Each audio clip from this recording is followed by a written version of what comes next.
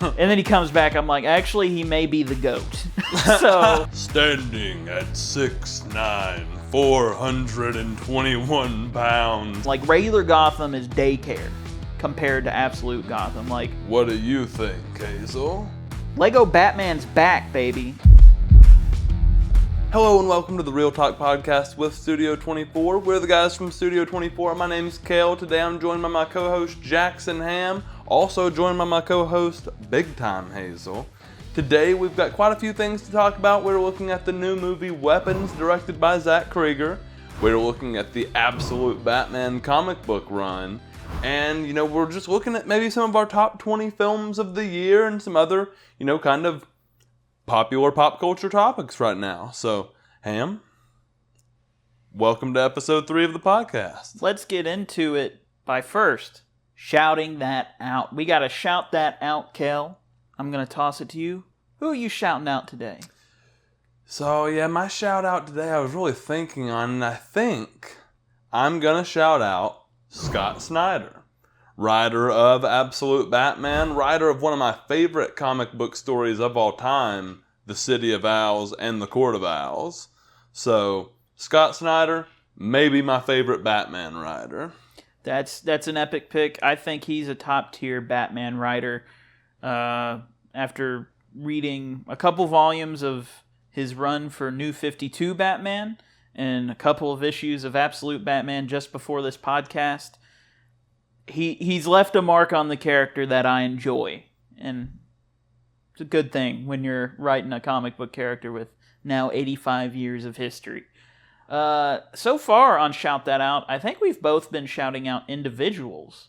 Yeah. I'm going to switch it up, and I'm going to shout out the first, piece of media for this segment. And I would like to shout out The Haunting of Hill House. Yeah, it's an older show, released, I don't know when. I don't know what year it was released, but it's definitely been a few years since it's been out. What a show. It's an amazing show. I just watched it for the first time, finished it last weekend, I believe, or something like that. And it's kind of like what you said about your pick last week when you did your top 20 with Bring Her Back. It is a show filled with such emotion. There were multiple times where I was getting emotional through the show just based on the characters and what they're going through and just the pure emotion that's left on the screen. Everyone involved did a wonderful job. It's Mike Flanagan, who also penned a Clayface script, which is going to be a part of the DCU. So excited to see how that Clayface script panned out because, gosh, The Haunting of Hill House is an amazing show, and to me, is must-watch television. So. And speaking on the Clayface movie, from the people who have worked on it, and from what James Gunn has come out and said about it, heard nothing but amazing things about this body horror, potentially even AI-driven story that, is very similar to The Substance, people are saying, which was a film that I loved. But speaking of movies, we're going to go into our first topic of the day and talk about Zack Krieger's Weapons. Now, this is his sophomore film, as a couple years ago, Barbarian was Zack Krieger's first film, which I didn't see. Did you see Barbarian? I did see Barbarian. Not in theaters. I saw it on streaming sometime after it was released. And I actually really enjoyed Barbarian. I watched it, I was like, wow, that was a really decent horror movie. I wasn't like, oh, this is the greatest thing since sliced bread, but it was really good in the plethora of horror movies we get nowadays. Yeah. I saw that it's on Netflix right now, so I'm probably going to watch it soon. But Weapons, I'll go ahead and say I did really like the movie. I see a lot of people kind of saying, what's the best horror movie of the year been, Weapons or Sinners? And I think neither of them, because Bring Her Back was way better than either. But I'd totally pick Weapons over Sinners. In that specific conversation, you're a Weapons man. I am a Weapons man.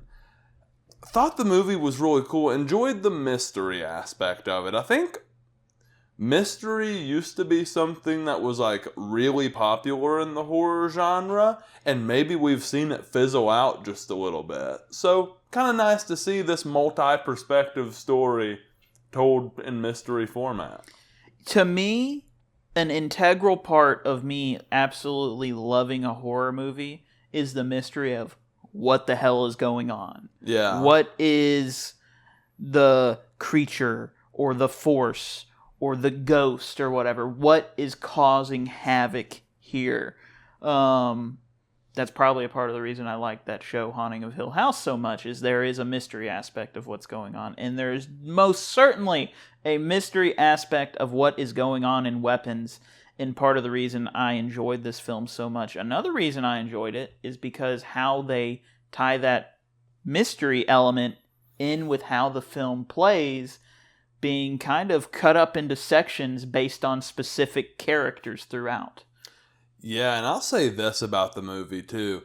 If I'm genuinely having a good time sitting through and trying to figure out what the hell is going on, it just, when a movie takes me on a ride, and I kind of get to a point of like, regardless of how this ends, I really enjoyed watching this movie. I felt that going into the third act of Weapons, and then I ended up liking the ending. So, do you want to kind of jump past some spoilers and just start talking about the movie? Let's talk about the movie. I do want to add to how the film is chopped up, kind of having these character-based sections. We'll just kind of go into spoilers. I think it knows when to cut to the next character very well. Like, either when something is getting a little, either quote-unquote uninteresting, for lack of a better term, or they know when to cut when, like, something happens and you're like, what? No, go back. And you get to see how that loops in. Like in the moment, I think of Archer's story, played by Josh Brolin. Mm-hmm. His ends with Julia Gardner's character. Her name was Justine. It ends with Justine getting absolutely, like, tackled by Marcus. Yeah, I believe it's Marcus. Played by Benedict Wong. Yeah. Gets absolutely nailed by the school principal. And then that story just kind of ends and you pick up on the next perspective, which was Paul's. Yeah. Really? Yeah. Couldn't second that enough. It was when they know when to cut out of a story. Mm-hmm. And then just the next one, you're like, oh man, I wish we kind of get to see how Marcus gets all tied up. But the whole Paul and... what was the kind of junkie guy's name? Do you remember it? James, played by Austin Abrams, and Paul, played by Alden Ehrenreich. They both get their... I didn't expect James to get his own section personally, but... I didn't either. It was one of the interesting ones, I'd say, at least, because it's like a character you'd least expect. But you get to kind of see Paul's perspective of everything, and it's just as interesting as the first two sections of the film. And I like how you do get to see the multiple perspectives to piece it together. And that, if we're talking about overall likes and stuff like that, we're kind of in the spoiler section, but we haven't touched on it. But overall likes, definitely how it's cut up. Yeah, and I'll say my two favorite chapters of the film, we'll call them, were Justine's to start with, because I immediately, loved her character. I'm also a huge Julia Gardner fan because I loved Ozark so much. Yeah. Love hers, and then love the final chapter with Alex. Both are good, yeah. Thought they were the two strongest, probably, while the middle ones were still really good. I want to talk about modern horror versus classic horror just a little bit. Because you have this modern horror film that looks very modern. We're tapping into Ring doorbells and stuff. And I know a lot of horror movies, especially ones that try to go period piece, or they just kind of ignore our modern technology. I feel like that's just kind of a horror trope almost.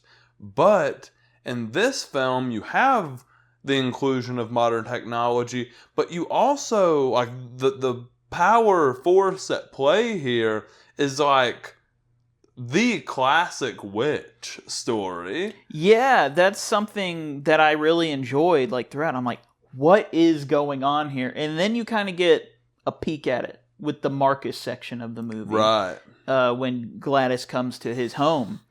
And seeing that, I was like, oh, there's like witchcraft at play. That's what it is.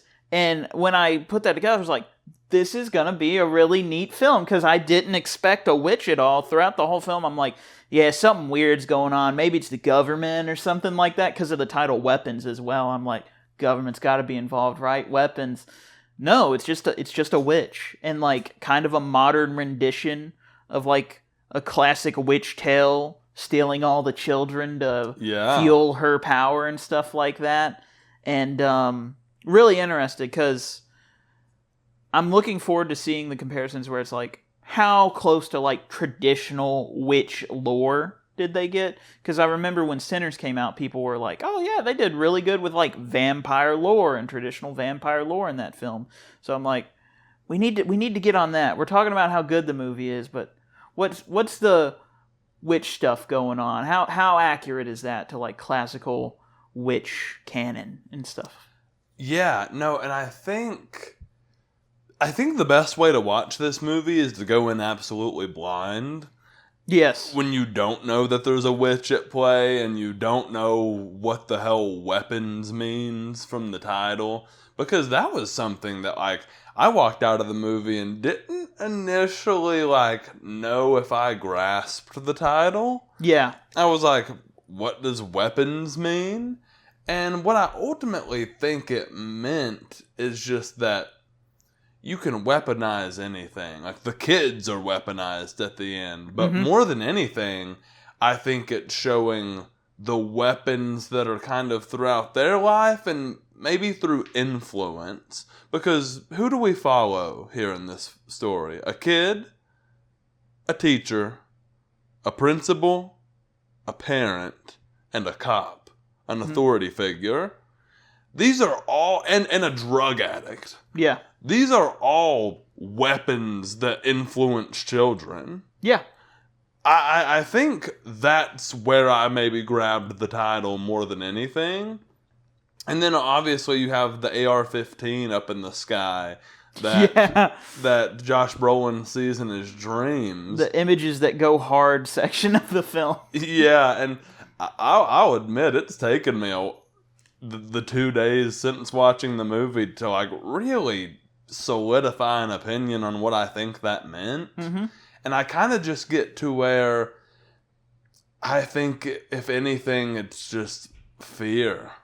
Yeah. People fear weapons. People are afraid of guns. They use an AR-15, which is like the most popular weapon of choice in school shootings. It's like, that's the known factor, I'd say. Like, whenever you think of that topic, you think, AR-15. Whether, I don't know, I don't have statistics in front of me, whether that is statistically correct or not, that's what you think. Right. At least because that's what's been said. Right. And not that I think the film is really trying to say much about school shootings. No, I'm pretty sure the shootings. director even said it's not about that specifically or something like that. But it does make you think. The empty classroom, the one kid in the class, like... I think while it's not about that, and, when the person who made the art is like, it's not about that, it's like, okay, that's from there. But of course, when you consume art, the consumers will have all kinds of different opinions on it, all kinds of different takes. I think there's at least supposed to be an evocation of that feeling in the fallout of a tragic, terrible event like that. Like you said, the empty classroom, the one kid in the classroom, the teacher, the way the parents are acting after the fact. Like, there's at least an evocation of, like, kind of feelings in that sense, in the emotions that follow the kids getting up and leaving at 2:17 a.m. So, let me ask you this. What do you think about the ghost narrator from the beginning and end of the film? That was really interesting because it's just like, who is this person? Like, I don't even know if it's a recognizable voice from any of the film. From the film. Like, I don't think it's what was the kid's name again? Alex. It's not him. I don't. No, it's a girl's voice. It's a girl's voice. Mm-hmm. Okay. Yeah, that's just interesting. It makes it feel like one of those like stories that kids tell each other. That's what I think. That's what I think they're trying to do here. I think this is a classmate who, from what they're saying, doesn't seem to even be in the class of like kids that got taken, because at the end she's like, some of them even started to talk, not like some of us started to talk. Mm-hmm. But I think more than anything, there's this kind of idea that's placed in the film that people just talk. And when people talk, you don't know what the hell is going to happen. Mm-hmm. People tell stories, people twist words. We see this when they're all wanting to kill Justine, when the whole town's wanting to have Justine face these murders and kidnapping of these kids. Like, now we're getting the story told from a classmate. And I thought it was cool. I thought it was different. I thought it was cool. Yeah, no, I think it's a really good framing device, especially when a big part of the narrative involves school children, to have kind of like the opening and closing framing device being a kid kind of telling you, hey, there's this like screwed up thing that happened a few years back.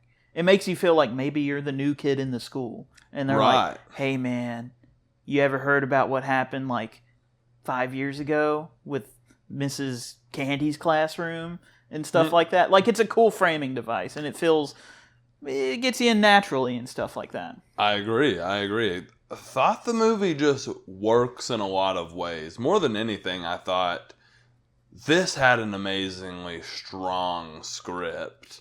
Not very often do I feel like horror films have a script that reaches this level of writing, where just everything makes sense, everything kind of ties together. But we are withheld a couple things. Yeah. The motive behind Gladys. The overarching motive, I guess. We are semi-told, but we don't know if she was telling the truth. She's not a trustworthy narrator. She's not a trustworthy source. She's sick, and she was going to try to, I guess, siphon life or youth from Alex's parents, and it didn't work. Yeah. Then she brings in a bunch of kids, and you can only assume, okay, she's trying to siphon life and youth from them, and it seems like maybe. I mean, she leaves them in this hex. We go to the end of the film, and like, I think because she was never able to like break the spell, they're just kind of stuck in limbo here. But Archer snaps right back out of it. Yeah. Maybe because he wasn't in that state for that long? I think it has to do with length. Because Alex's parents were left in it for the longest amount of time. Right. And I think at the end the narrator says they had to like get sent to a care place. Right. Alex didn't have to feed them anymore, but they still had to be fed by somebody. Right. So I think it does have to do with like the longer you're in that state, the more kind of like brain capacity and stuff you lose, the more docile you become. Like, that's why Archer snaps right out of it. That's why, and that's kind of why at the end the kids maybe aren't as bad as the parents, but it's like the narrator's like, some of them have just now started to talk again. Right. Because they were in that state for an extended amount of time. They're a little messed up by that. And I think that's what it is. It's not outright said, but I think it's kind of inferred and implied. That's what it is. I think so too. Do you have any dislikes about the film? This is not a film where dislikes, I feel like, jump out at me. Right. Maybe if you bring some up, I could be like, actually, you know what, I agree. So, do you have any dislikes? Not really. So, I think maybe the tone of the ending is a little off. But it's like, it's not a horror film where it's like deadly serious throughout the whole thing. And then, because there are funny moments. And that's kind of the style of Zack Kreger. Like, there's funny moments in Barbarian as well. No, you haven't seen it, but there are funny moments in that as well. So, it's kind of the style where it's like, you get this horror, but you also get, like, a reality that it's like, funny stuff happens. yeah, I think dealing in kids just often brings for a little bit of a lighter tone. But obviously, with these kids, it was very dark. Like, seeing Alex have to go around feeding all the kids is like horribly uncomfortable. Yeah. And I wouldn't say that these are dislikes I just do have questions. So I wonder, and I assume just witchcraft, but I wonder how Gladys was able to pop into their dreams. She pops into Justine and Archer's dreams. And then, while on like a crack high, James sees her out in the woods. And I'm kind of up in the air on whether I think he actually saw her or not. She might have been out in the woods. It seems like she is trying to, like, plague the people who have either gotten on the trail of what's going on, or kind of like James, he's not really a threat. Right. But he got in the house and saw the kids. He does bring a cop there as well. Yes. So, like, whereas she's kind of, like, spooking Archer and Justine, who are on the trail, not really that close to it, she's also kind of doing the same thing to James, and I think that's because she didn't see him as much of a threat, but she also definitely sees herself as a powerful force. Oh, yeah. Like, she's like, the cop shows up, and the door opens, and he goes in, and then from that point on, he's, like, under her control. Marcus, I think she goes ahead and kind of just nips that in the bud, because she's like, it's a guy who cares about these kids. And if I can get something screwed up to happen and for him to die, there'll be more questioning what the hell happened with Marcus than what is going on here. Right. So, another thing, before we kind of move on from the meat of this movie here, I do want to kind of point out, like, loved the witchcraft in the film. How she's got that nasty looking stick that she's wrapped so much shit around. She has to cut her finger on it, wrap a belonging from someone around it, then crack it, and then they become under her spell. Mm-hmm. That's pretty awesome. The way she's able to manipulate them, the fork stabbing scene is awful, especially when Alex is like trying to stop it. Yeah, that's the way she just uses people is so awful and disgusting. Weaponizing them. It's just it's a very uncomfortable thing to see her just mold these people who are, for the most part, decent people. Paul's a bit of a loser, but Paul's a piece of shit, probably. Yeah. But yeah, seeing Alex's parents get turned into like just these zombies and him having to feed them, like, because it doesn't start with him having to feed the kids, it's him having to feed his parents, and this poor kid going through all this because Aunt Gladys showed up. And I'm curious as to how, like, the backstory of her and how she, like, came into the family, like, why'd she choose them specifically? Like, does she have an actual connection to this family, or what? I was just about to say, I wonder if Gladys is related to this family. That's the thing, because you're like, Is she? She's not a trustworthy character, because look at what she does throughout the whole film. But at the end, you kind of got to get into, is witchcraft just something people can do here? Could it be genetic? Because at the end, Alex uses the same stuff from observing her, the same witchcraft, to essentially turn it on her. Right. And have all the kids rip her apart.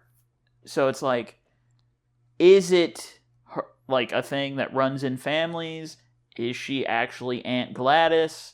That's a big question throughout the film. And does it need an answer? Not necessarily, but it is something that I'm like, yeah, how does that happen? Because she's kind of the villain creature witch thing that it's like, you don't really need to know where she comes from. You just need to know that she's the evil witch.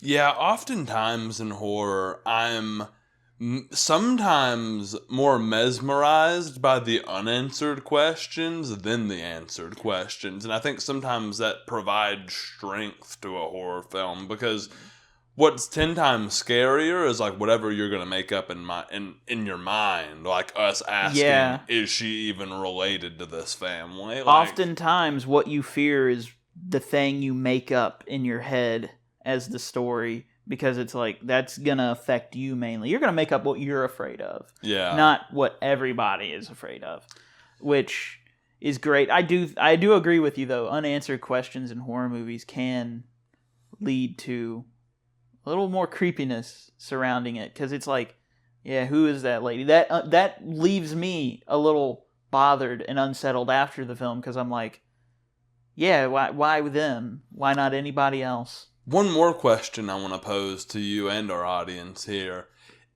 It's something we talked about off camera. Yeah, I think Archer painted witch on Justine's car, but I'm not convinced it was him beating on her door.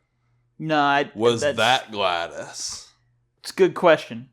Please answer this question in the comments below. Archer or Gladys? What's up with that? He definitely painted witch, because it's like they give you all the puzzle pieces to that, but I really think like maybe the first time the door got beat, it was him. Right, but like, the aggressive time? After the fact, yeah. Because I think another thing of this movie is the way time moves is a character could be standing there for 5 minutes, but they realize it's been hours or something like that. So like I think that like Gladys could have been messing with Justine in that moment where it's like Archer knocks on the door and she stands there for maybe like a few hours or something like that. Maybe it needs a rewatch where you need to look at background details, because time is a big factor in what's happening. The kids left at 2:17 a.m. Maybe the weird shit that was happening at Justine's house was around the same time or something like that. You know, the witching hour and whatnot. Yeah. So it's a good question, because I'm like, I don't think it was him. Yeah, I'm just not sure truly. And like, so when thinking about this film's like underlying theme, I think it's definitely just that the weapons are among us. You know, anybody can weaponize anything pretty much. We do end up seeing a little bit of gun violence at the end of the film, where people are using like physical weapons. Yeah. I think the people are weapons. I think witchcraft is a weapon. All of the kids are weaponized at the end. Do you pull any other like underlying themes or things this film's trying to say? It's definitely one of the biggest ones is grief.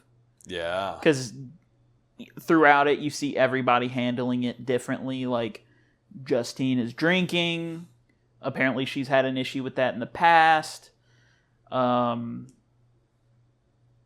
had apparently a much bigger issue with it, seemingly. Right. Archer is just trying to solve it. He's trying to fix it. He's angry and he's sad. He never told his son, "I love you." And that's what my favorite kind of portion was Archer getting into his mind. Because I saw him at first, I'm like, you a dickhead. And then and then he comes back, I'm like, actually, he may be the GOAT. So,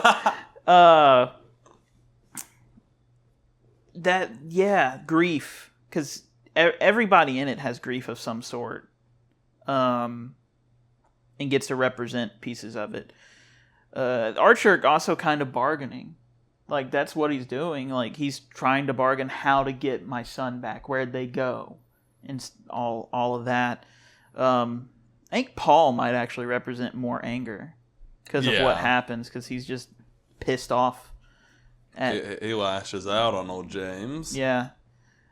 I don't know. James factors in somehow. I haven't quite pieced that out.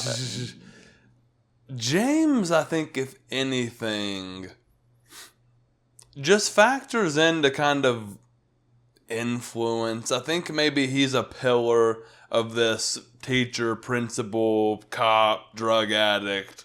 Like, I think all of the people in the plot are just very different. I think James is just this other spectrum of it, you know. For sure. And he's kind of the idiot that stumbles upon some knowledge, which is just a tale as old as time, you know? Yeah. Do we think this film's overhyped? It definitely had a lot of hype writing in it. You know, that story about how Jordan Peele's kind of team lost the bid for it, and he fired a bunch of people over it because he was just so angry he lost out on that movie. Definitely got circulated a lot leading up to it. Early reviews were like, yo, this is best horror film of the year. But it feels like every horror film that's like good now is the best horror film of the year. Is the best horror film of the year. I mean, that's what they're trying to sell the movie. Yeah. I mean, it was good, but just from the poster alone, I haven't seen Bring Her Back, but from the poster alone, I'm like, you want like true horror, I feel like I'd go watch that. Yeah. It's a little overhyped, but it's not like so overhyped where I watched it and I was like, oh, that was very disappointing. Right. I watched it and I was at least like, that was good. Some of you are glazing, but that was good. I think it deserves every bit of praise that it's getting. I thought it was such a fun movie. Rated out of 10, I'm giving it a 7.5. I'm right there with you. 7.5 out of 10 for Weapons. Fun fact, actually, about the actor who played James, Austin Abrams. He's the only original cast member from the movie when it first got announced. Wow. People like Pedro Pascal were attached at certain points, but it went through a couple years because I think it first got announced during the strikes. Mm-hmm. And then all cast members, like, it was in pre-production. They were getting the cast together. Everybody had to drop out. He was the only one who stayed on. So, good for him to finally get him in there, get that movie out there, because, just long process to get that movie made. Like we needed another damn Pedro movie. I know, right? I like Pedro Pascal well enough, but damn. 3 movies within like a span of 3 weeks would have been... Oh, he already got 3 movies in the span of like 3 weeks. So it would have been like 4. Eddington, Fantastic Four, and what was the one with him and the girl from Madam Web? Dakota Johnson. Oh, Materialist. Yeah. And then if the original Pedro Pascal casting would have been in there, it would have been Weapons as well. That's crazy. I think I'm pretty done talking about Weapons. I think we hit most of the main beats here. Dalton, can you think of anything we missed behind the camera? Give it to us straight, shooter. I was just going to say that Josh Brolin's character is the GOAT for triangulating like the path the kids walked and like finding the house. Yeah, no, the way that he found the house was really cool. Given... he draws it, and then she's like, oh, here, not where the lines intersect. Here's Alex's house. It was like in the broader circle. Yeah. He found the general area. Justine was like, yo, that's weird. His house is there. Anyways, thought Weapons was such a fun movie. Let us know what you thought about it down in the comments. I think we're going to move on to our next little segment here. And this is the segment that I was like, we got to talk about this on the pod. This has been like, if anything's been keeping me living life here lately, it is Absolute Batman's But monthly before release. you give me your thoughts on Absolute Batman, we got to send it to our partner. Real quick, we're going to come in and thank our partner, Dubby. Are you tired of the jitters from coffee or all the money wasted on your favorite unhealthy gas station energy drink? Well, you got to try Dubby. It fulfills all your energy needs with none of the jitters. And they have awesome flavors like campfire s'mores, mango, orange cream, tiger's blood, and so much more. The best part is, though, you can use code STUDIO24DUBBY at checkout and get 10% off your caffeine supply. What more could we give you? Just go, get you some Dubby out in your favorite flavor, and use code STUDIO24DUBBY for 10% off your order. Now let's get it back to the pod. So, Absolute Batman picks up on an Elseworld Batman story. You know, we have seen the same Batman for 80 years. Not 80 years. 70 years, probably, because he was different at first. But once we found, like, our main... Yeah, see, Hazel kicked me for saying 80 years. Once we found, like, our main kind of continuity classic Batman who... kind of had the same tropes throughout the years type of deal. Yeah, we kept him. And a lot of people get really mad if you try to do Batman any other way now. Mm-hmm. Scott Snyder, who wrote, like, the New 52 Batman, which to me is one of the coolest, like, iterations of that classic Batman, comes out with Absolute Batman, which is nothing like that. This Bruce Wayne is not rich. He is still traumatized because instead of losing his mother and his father, he only lost his father and grew up with that edge of feeling that he needed to protect his mother. Mm-hmm. And I love that this has kind of birthed this protection into Bruce Wayne and Batman.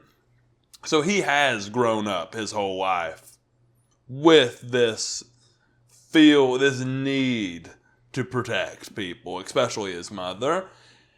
You get different versions of all your favorite characters. Alfred, Oz, Eddie, Waylon Jones. You get these cool Alfred. Absolute Alfred is absolutely amazing. But you get these different versions of all of these classic characters so that when you're reading it, you feel a little nostalgia to like, oh, there's Oz. I know he's the Penguin and Eddie's the Riddler.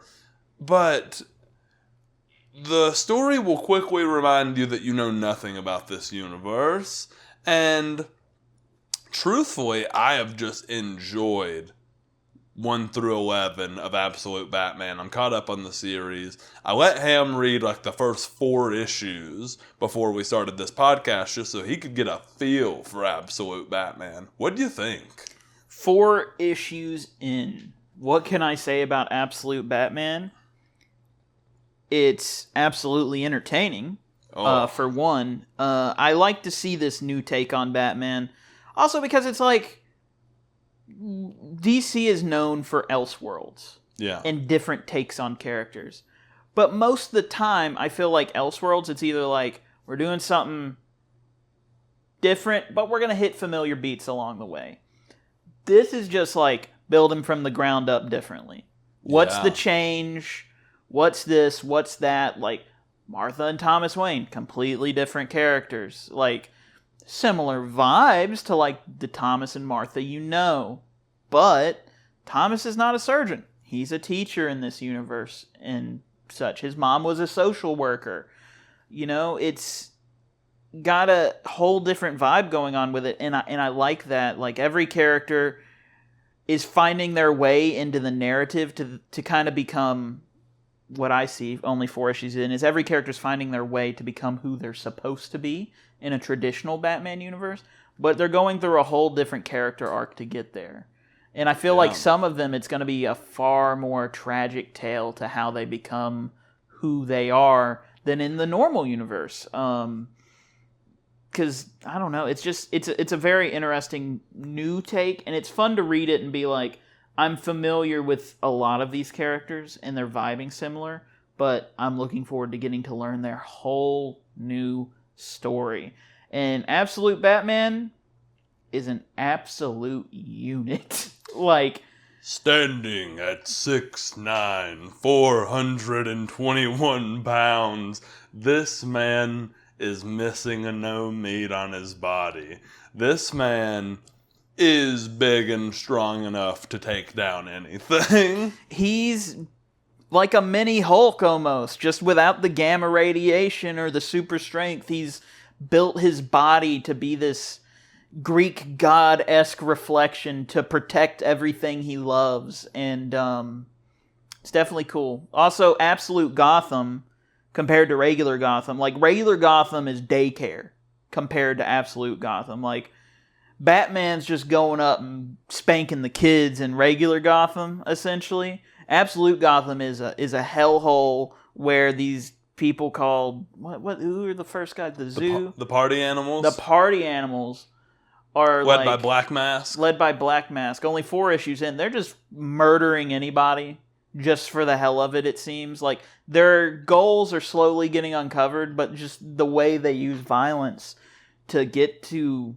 I don't know their full goals yet. Only 4 issues have been read by me, but just the way they're using violence to just intimidate people, it's like, ugh. Like, these guys are bad news, and I want Absolute Batman to go as hard as he can on them. Like that one guy who has like the hatchet or the meat cleaver, and I think it's issue 1, and he uses the bat symbol axe to just cut his hand off. Absolutely. I was like, that's the Batman we need for this universe, because it's screwed up. Everything's screwed up in this universe. And I believe that's also because of how this universe was conceived. Like, the Absolute universe is conceived from like Darkseid being like, screw you guys, I'm going to make a universe where you're all miserable. And it sucks, and everything sucks. And the main guys are like, okay. So I'm looking forward to the day they might do like a crossover. Like, Absolute Batman meeting regular Batman. That's going to be crazy. Like, regular Batman's going to have to look up at this guy. I really didn't even know there was any connection to like a main continuity, really. There is like a reason this universe was created. It's not just for fun. They were like, well, if we're going to do it, let's put a reason in continuity why it exists. I don't remember what it is, but I definitely recommend looking into it and being like, oh, read the origin of the Absolute universe. Yeah, it's one of those things where I don't want it to cross over anytime soon, because I want to really get a feel for these characters. And, we're only talking about Batman, Absolute Batman. I've heard that Wonder Woman, Superman, Green Lantern, Martian Manhunter, I've heard they're all amazing as well. And just to give you, like, I want to give, like, a little outline of Absolute Batman so far. So you've got issues 1 through 6, which are, the arc is called The Zoo. This is where we're, learning about Batman. The first issue, you were talking about how bad the party animals are. The first time we see Batman, he is pulling up on the party animals who have just burned down a daycare. Yeah. And he just starts beating the ever-living shit out of them. You have The Zoo, 1 through 6. You get 7 and 8, which is a 2-part Mr. Freeze story. Okay. And I am just going to give a little bit of information about Absolute Freeze. This, and a little bit of a spoiler here, but for me, I had to get a couple of spoilers to even like start the book. Start reading the book to see how cool it was. So I'm just going to give you a little bit of information about Absolute Freeze. Victor Freeze Jr. watches over his parents, Victor and Nora, our classic Freeze story, who are frozen in the ice. They have theorized and developed technology to freeze people, and freeze people who have these diseases and conditions that we don't have cures for yet.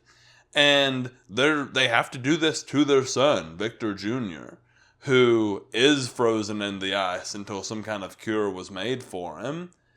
And he comes out of the ice, and when he meets Batman, he pretty much tells him, yeah, my parents thought the ice was this blue, pure spectacle of, you go in there, you're frozen, you're fine.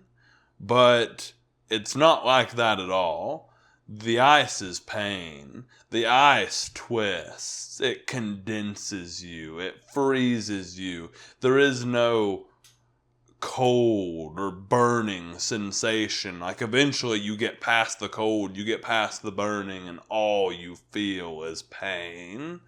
And that's how he describes the ice. And this has made him the most demented ice monster you could think of.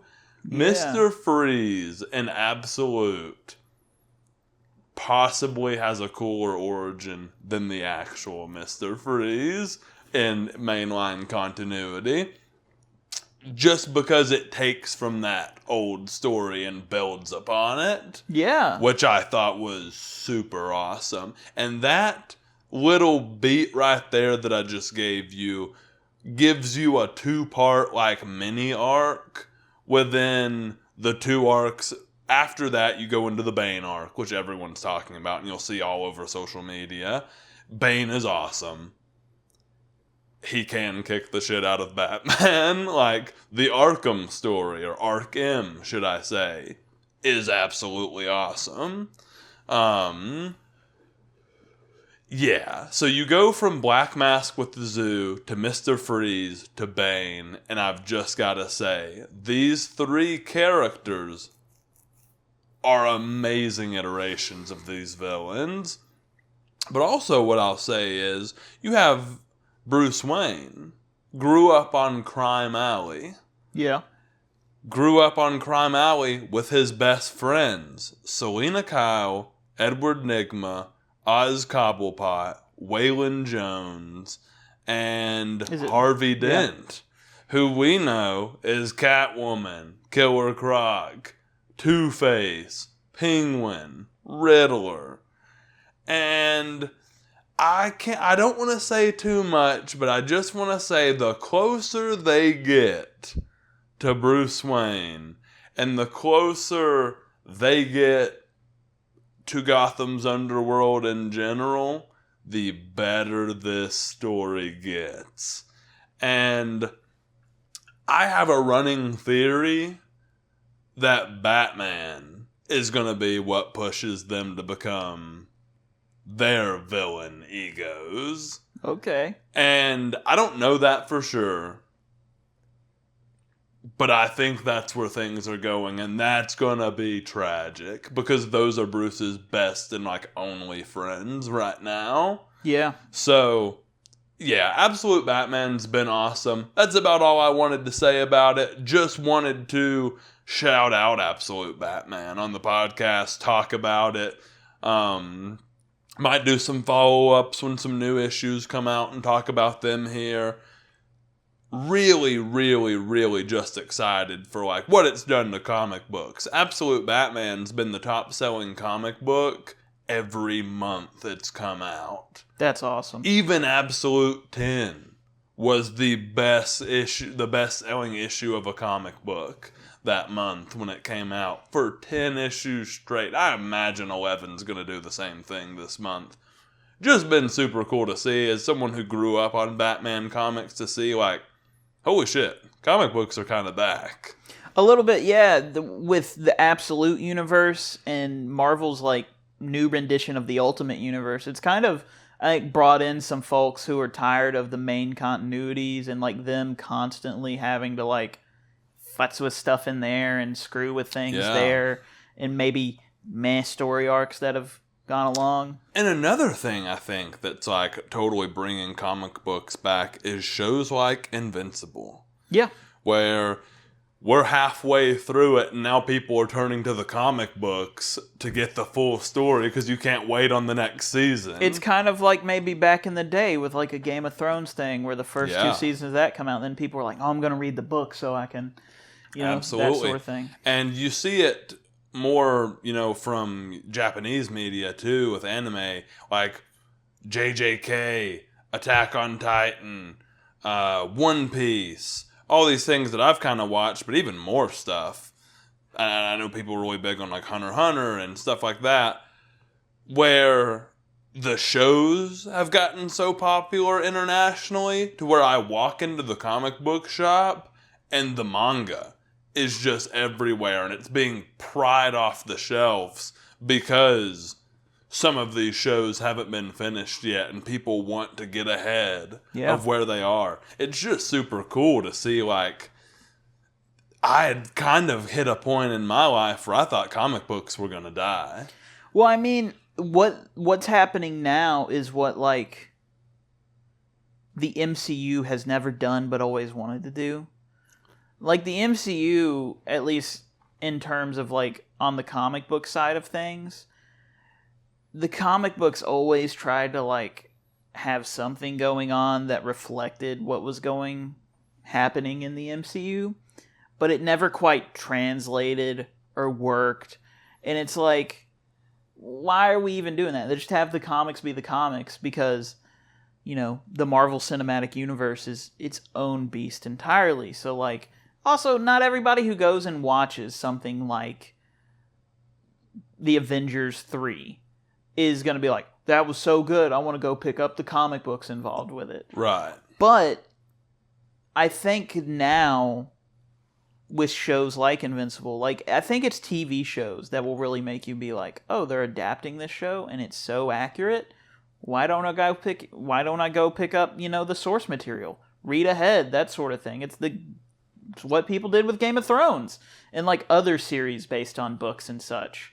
Yeah, and just to throw a little bit of fact out there, like I was saying, Absolute Batman's been the best-selling comic book for 11 months now. Mm-hmm. Last month, when 10 was number 1, the new Fantastic Four number 1 was number 2.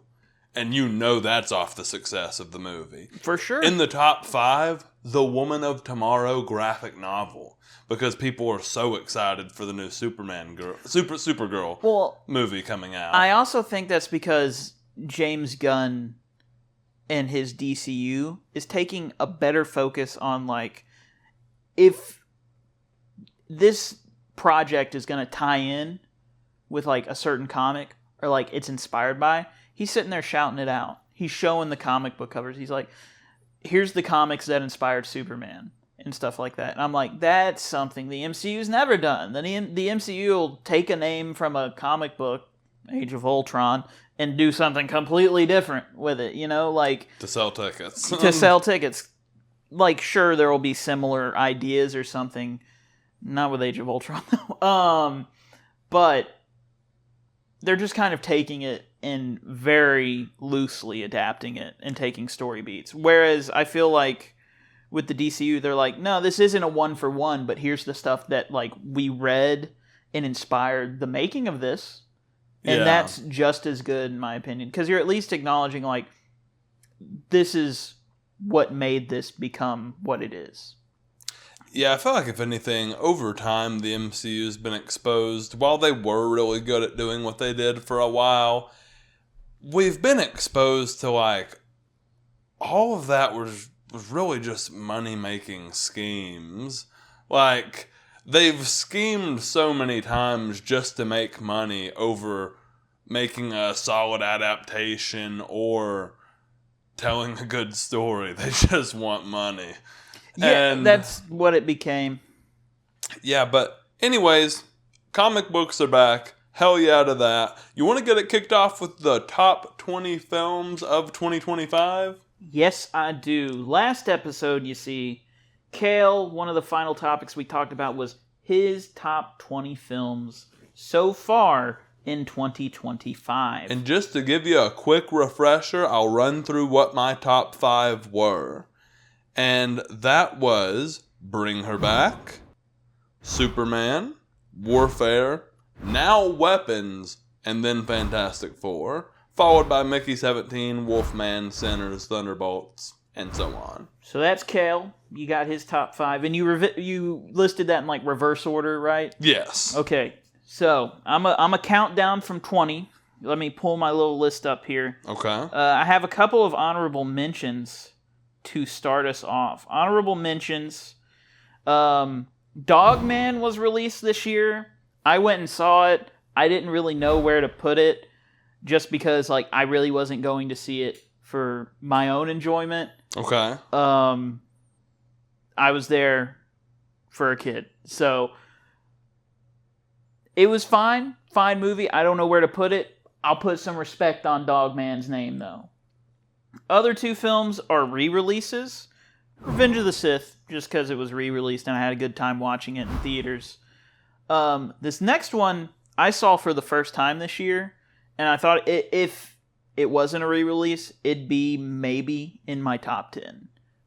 Brokeback Mountain.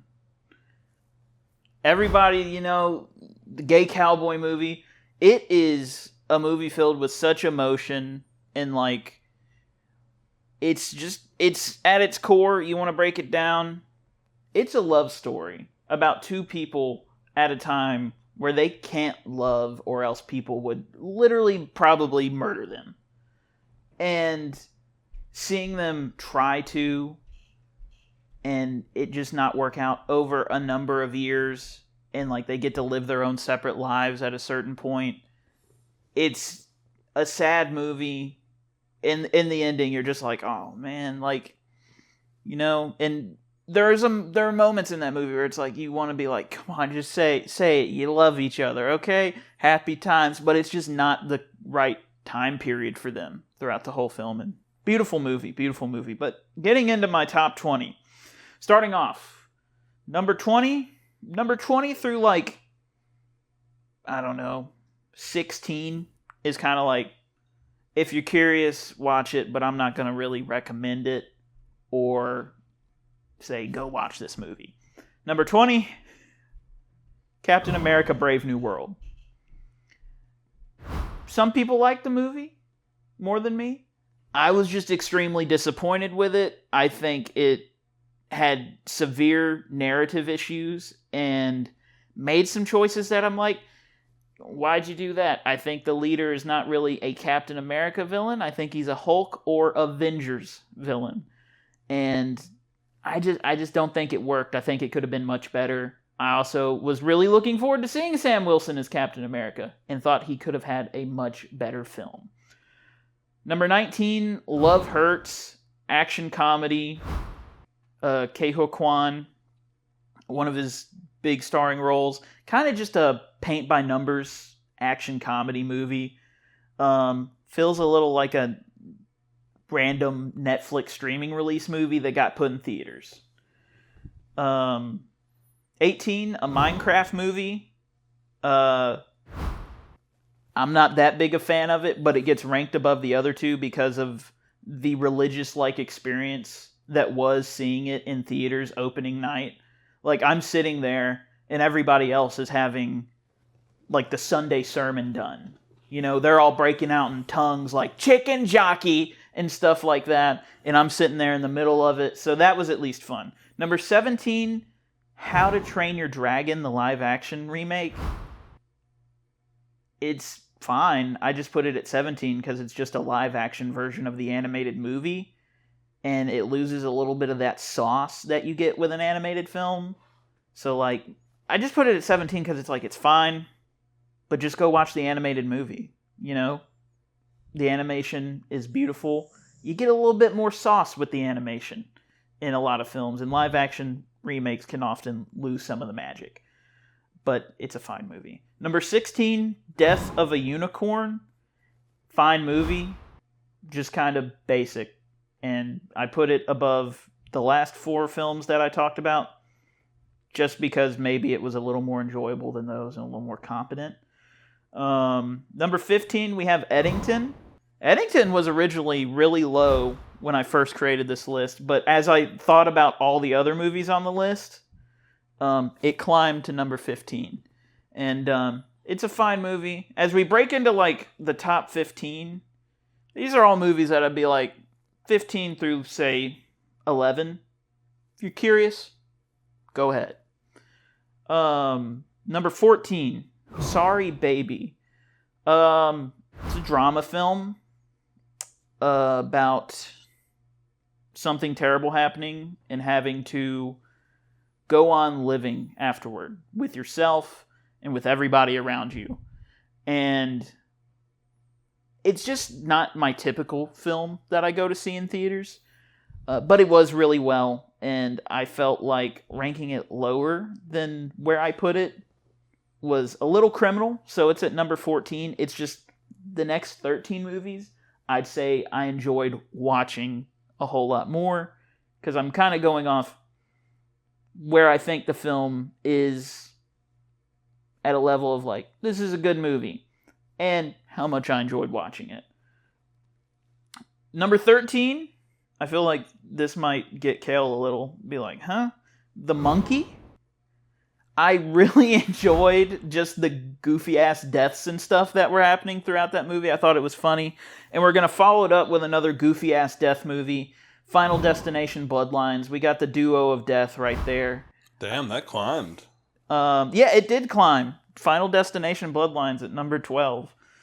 Maybe I should put Sorry Baby in front of those two. Just like on a competency level, but in terms of enjoyment, I think I enjoyed those two watches better than Sorry Your Baby. list. Number 11, I have Companion, which I thought was a fine movie. Yeah. And then we break into the top 10. 10 through 6, this is a gentle go watch that movie. It's good. Number 10, we have Wes Anderson's latest, The Phoenician Scheme. Quirky Wes Anderson film. Enjoyable. Number 9, Fantastic Four: First Steps. Good comic book movie. Not what I would call my favorite Marvel movie of the year, though. Number 8, The Bad Guys 2. Gotta have a little animation love in here. The Bad Guys 2 could have been a very paint-by-number sequel. It's a kid's movie, so it is a little bit, but it does it right in the style of The Bad Guys. And fun movie. And it sets up for a third movie that you're like, oh, we really gonna keep going and make it interesting. Number 7. This film was technically released in 2023, but only at a film festival. And it finally got its theatrical release this year. So I feel like that counts. Yeah. Hell of a Summer. I believe it was co-directed Finn Wolfhard and like a friend of his or a business partner or something made Hell of a Summer. And it's a fun, enjoyable slasher comedy. I went into this movie not expecting much, but I thought it was just really funny. I feel like a lot of people, it's kind of going to be like give or take. Maybe Finn Wolfhard and Billy Brick. That's it. And I just had such a good time watching that movie. Number 6, Thunderbolts, The New Avengers. To me, that's my favorite Marvel movie of the year. Just because I felt some of the themes carried a little better than Fantastic Four. Number 5, top 5, go out and watch this movie right now. That's my opinion for top 5. Number 5, Weapons. Really good horror movie. Number 4, Warfare. Probably gonna be considered for years to come one of the best films about war in the 21st century. It's authentic. Maybe it's not commenting on much. It's more or less just about the soldiers who fought it. And I'd say definitely educate yourself on like why they're in that war and stuff like that. Don't just watch it and be like, make up your own narrative and stuff like that.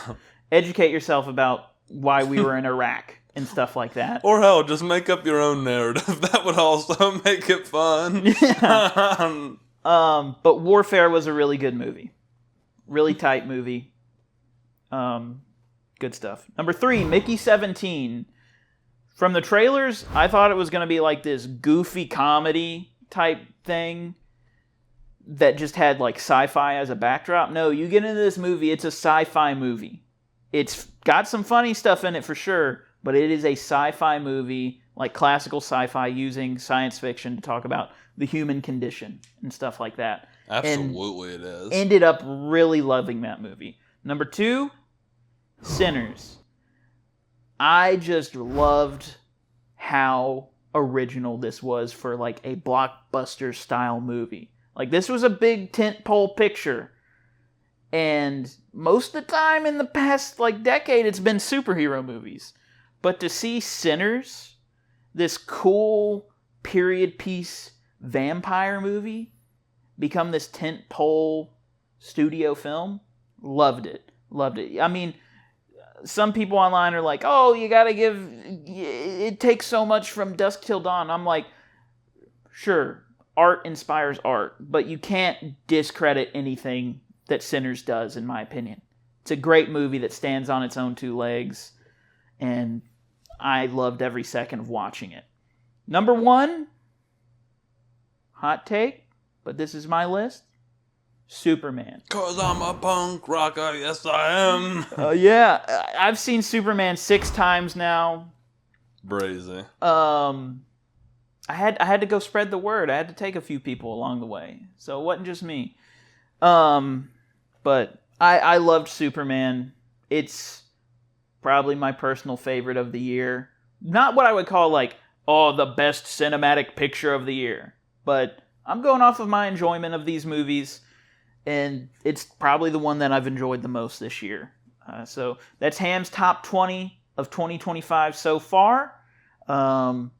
Roast me in the comments if you will, or tell me how based I am. Don't care. Give me your top 20. Me and him have both shared now, so it's time for yours. Absolutely, yeah. Comment your top 20 films of 2025 if you've seen 20 films of 2025. That is a task on its own. Real quick, we'll take just a minute or two to cover these last couple topics that we have on our list today. Me and Hamm just watched the Good Boy trailer. And more than anything, I don't think that we should have very many thoughts on this trailer. What do you think, Hazel? This is a movie about a horror movie following a dog, Hazel. What do you think? Oh, that's great. She doesn't really feel like sharing right now. But we thought Good Boy, yeah, we thought Good Boy looked fun, looked creepy, looked like innovative storytelling. I'd say so. It's definitely a cool perspective to be like, here's the dog in the horror movie. What does he think throughout the whole thing? So, I like that. Next up, we got to talk about Zack Snyder's The Last Photograph, which is going to be his next film, purportedly. Who knows? Apparently, he's been bandying about this film since 2007. He's been wanting to make it. So who knows? Maybe it gets delayed again. We'll get it in 2027. Since even before Rebel Moon. Exactly. So this is just his next film. Apparently there's a lot of passion in this movie. It's going to be a war drama by all reports. Last of the smaller topics before we get into our new outro topic. Lego Batman's back, baby. I think it was like the first podcast we recorded. I was kind of messing around that day and I was like, who's the best Batman, Kale? And you're like, I don't know, Pattinson, Conroy even. And I was like, nope, it's Lego Batman from Lego Batman 2 DC Superheroes. But Lego Batman's coming back now. And this looks like the coolest freaking Batman game. It's like they said, we're going to make a Lego Batman game. Not in the traditional way. There ain't no Arkham games now, so we're making Lego Arkham and expanding on that. And it's going to be a full populated city. You're just tearing through the streets as Batman in. And it's also going to be a celebration of Batman as a character. Legacy which I love to see Knight. that. Legacy of the Dark Knight. It's kind of I feel like it's a little bit of an 85th anniversary type thing.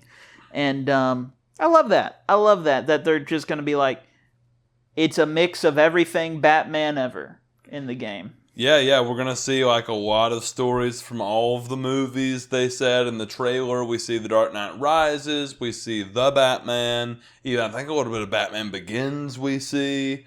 The Keaton suit is in the film, the Tumblr Batmobile, the Pattinson Batmobile. The Penguin is based on Danny DeVito Penguin. Yeah. So, just very excited for everything this game's going to hold. 100 bat suits, a customizable bat cave, What else could you ask for? Exactly. So, you want to kick off our new segment? So we're going to bring in a new segment here that our podcast is called Real Talk. But we're going to end the podcast with a little bit of Real Talk. R-E-A-L. I think me and Kel, both being men, deserve to show a little bit of like positive masculinity and stuff like that, and show that we actually do like each other, even though we do this podcast together, and show that we care about each other, and encourage anybody who watches this to do the same. It's partially inspired. Shout out Articulated Ninja Reviews. He does these monthly videos called Keep It Real, where he likes to talk about, with his community, in the action figure collecting community, believe it or not, a lot of dudes, a lot of men. So he likes to keep it real and kind of do those videos as like hey, men's mental health matters. We're mostly men, so just know you matter and stuff like that. So shout out to him for a little bit of inspiration for this segment. Real Talk, Kel, you been doing all right? How you doing, man? Been hanging in there, man. Been hanging in there. I would like to fulfill myself just a little bit more. I think in terms of like achieving what I want to achieve. The whole videography, film, podcast, all that kind of thing has been really awesome. But I want to do more. I want to take it to the next level. I want to, book more weddings, more music videos, make this my job, and not have to, work a shitty side job that I hate. Like, it can really damper on your life experience, I think, to work a job you don't like. But more than anything, I just want to fulfill my time here on this earth. Has been something I've thought about a lot lately. What about you, man? You want to fill you saying you want to fill your personal cup a little more? Yeah. Me, I'm doing okay, hanging in there. Life comes at you when you want it to or when you don't want it to. It's we got to tread water when we got to, and sometimes we're swimming. Yeah. I'm doing okay. I'm hanging in there. I love getting to do this with you guys. Shit. We've been doing stuff like this since high school. Been thinking about doing stuff like this since before then. And I love that I get to continue doing this with people I genuinely love. I'm an only child. You guys got to be my brothers, and that's great. And I love that I get to do it with you all. And that's Real Talk on Real Talk, man. Oh, I love you, man. Love you too, man. Yeah, well. I love you too, Dalton. We love Dalton in the back. He's been operating our camera this whole time. Thank God for that, man. Anything else you got to say? Nah. Well, we thank you for watching the Real Talk or the Real Talk podcast this week. I hope you enjoyed hearing us blab on about weapons, absolute Batman. I think this is the third episode in a row we've talked about comic book movies forever, so I'm sorry for that. But that is very much our podcast and our inspiration and the shit we like. So it'll probably continue to come up as comic book movies come out, but when they're not as topical and we're not writing Superman, Fantastic Four, Lego Batman, Absolute Batman, we are going to be talking about more of the film industry, our places in the film industry, and newer films that are coming out. So I hope you'll join us on that adventure. Like, subscribe, comment on your thoughts about all the crazy shit we just talked, and go watch the next video. Heck yeah.